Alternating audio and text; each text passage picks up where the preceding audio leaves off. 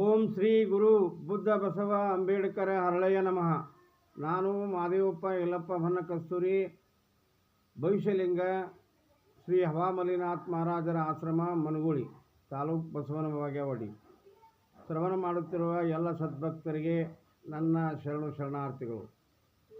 ಇಂದು ನಾನು ಜೀವನ ಎಂಬ ವಿಷಯದ ಮೇಲೆ ಒಂದೆರಡು ವಿಚಾರಗಳನ್ನು ಹಂಚಿಕೊಳ್ಳುತ್ತಾ ಇದ್ದೇನೆ. ನಮ್ಮ ಜೀವನ ಸುಂದರ, ಸಮೃದ್ಧ, ಶಾಂತಿ, ನೆಮ್ಮದಿಯಿಂದ ಕೂಡಬೇಕಾದರೆ ನಾವು ಮುಳ್ಳುಕಂಟಿ ಆಗಬಾರದು. ಯಾವ ರೀತಿಯಾಗಿ ಒಂದು ಬೋರೆ ಗಿಡ, ಬಾರಿ ಗಿಡ ಅದು ಹೇಗೆ ಇನ್ನೊಬ್ಬರನ್ನು ಹರಿದುಕೊಳ್ಳುತ್ತದೆ, ಹಾಗೆ ಆಗದೆ ನಾವು ಒಂದು ಮಾವಿನ ಮರದಂತೆ ಹಣ್ಣಾಗಿ, ಹೂವಾಗಿ, ಕಾಯಾಗಿ ಇನ್ನೊಬ್ಬರಿಗೆ ಫಲವನ್ನೇ ಕೊಡಬೇಕು. ಅಂದಾಗ ನಮ್ಮ ಜೀವನ ಶುಚಿ, ರುಚಿಯಾಗಿ, ಸವಿಯಾಗಿ ಎಲ್ಲರಿಗೂ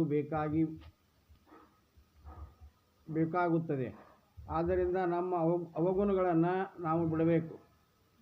ಅದಕ್ಕಾಗಿ ಸಂತರು, ಶರಣರು ಹೇಳಿದರು, ಭಕ್ತಿ ಮಾಡಬೇಕು. ಈ ಬಾರಿ ಗಿಡದಂತೆ ಅಸೂಯೆ, ಹೊಟ್ಟೆ ಕಿಚ್ಚಿನಿಂದ ಇರುವ ಜನರು ಯಾವಾಗಲೂ ಶಿವಭಕ್ತರಿಗೆ ಅಪವಾದ, ನಿಂದನೆ, ಅಪಮಾನ, ಕಷ್ಟ, ಕೋಟಲನ್ನೇ ಕೊಡುತ್ತಿರುತ್ತಾರೆ. ಹೀಗಾಗಿ ಅವರ ಜೀವನ ಇನ್ನೊಬ್ಬರನ್ನು ಕಂಡು ಸೇರಿಸುವುದಿಲ್ಲ, ಅವರಿಗೆ ಸೇರಣೆ ಇರುವುದಿಲ್ಲ. ಆದ್ದರಿಂದ ನಮ್ಮ ಅರಿವನ್ನು ಪಡೆದು ಅರಿವು ಮರೆವು ಆಗಬಾರದು. ಅರಿವು ಎಂದರೆ ಆ ಗುರುದೇವ ಶಿವನನ್ನು ನಾವು ಆರಾಧಿಸಬೇಕು. ಶಿವನು ನಮಗೆ ನಮ್ಮ ಮೇಲೆ ಕರುಣೆ ತೋರಿಸಿ ಗಾಳಿ, ಮಳೆ, ಬೆಳೆ, ಅನ್ನ, ನೀರು ಎಲ್ಲವನ್ನೂ ಕರುಣಿಸಿದ್ದಾನೆ. ಆದ್ದರಿಂದ ಅವನನ್ನೇ ಮರೆತು ನಾವು ಬೇಕು ಎಂದೇ ಸಾಯುತ್ತೇವೆ. ಆ ದೇವರು ಇಟ್ಟಂತೆ ನಾವು ಇರುವುದಿಲ್ಲ. ಆದ್ದರಿಂದ ಆ ಗುರುವನ್ನು ಅಂದರೆ ಅರಿವನ್ನು ಪಡೆದು ಭಗವಂತನನ್ನು ಪ್ರಾರ್ಥಿಸಿ ಸರಳತೆ, ಸಮಾನತೆ, ಸರ್ವ ಸ್ವಭಾವದಿಂದ ನಮ್ಮಲ್ಲಿರುವ ಚೈತನ್ಯ ಸ್ವರೂಪವನ್ನು, ಅಂತರಂಗದಲ್ಲಿರುವ ಆತ್ಮನನ್ನು ಗುರುತಿಸಿಕೊಂಡು ದುರ್ಗುಣಗಳನ್ನು ಬಿಟ್ಟು ಲಿಂಗ ಪೂಜೆ ಮಾಡಬೇಕು.